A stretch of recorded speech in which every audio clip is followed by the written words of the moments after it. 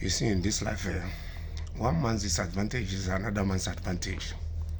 So, apparently, for some months now, cocoa producers in Africa, especially countries like Cote d'Ivoire, Ghana, that are big producers, even some countries that are small producers, their farmers are facing a whole lot of issues that is making it not possible for them to produce cocoa in the level they were producing it before. And in the past, we equally know that Brazil has been taking a step ahead to be able to use technology to produce more cocoa. And now is even becoming more clearer because it is said in the news that what Stop Coffee, Soya, and Sugar Supplier wants to rule cocoa too.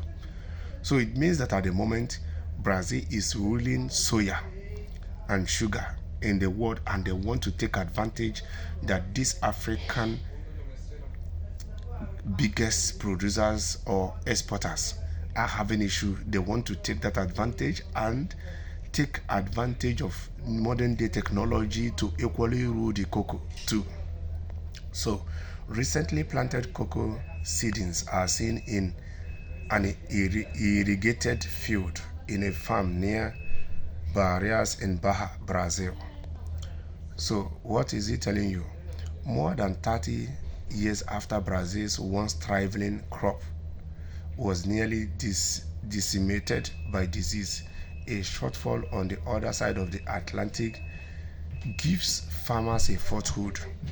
So it means that in the past, Brazil was equally doing well in this cocoa area, but for the last 30 years, it seems that what the African farmers are facing today, Brazil faced it 30 years ago.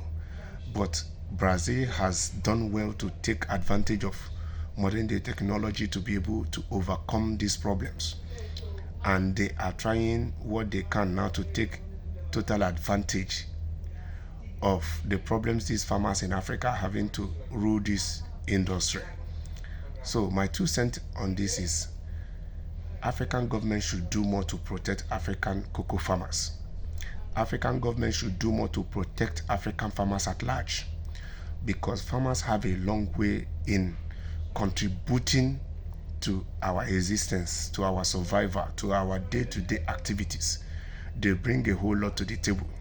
If foodstuffs or agricultural products are going to be cheap in the market, the farmers have a whole lot to contribute to it. So farmers are very important to every societies. African government should do more to give these farmers subsidies, give them protection, do whatever it takes to encourage more people to even go into farming. Yes, so that by encouraging more people to go into farmers, Africa can become an exporting continent and not a consuming continent. Because when a country consumes more, becomes a consuming country, it means their importations will exceed their exports far more. And it is going to affect them in the area of production, it's going to affect them in the area of job creation, it's going to affect them in the area of industrialization.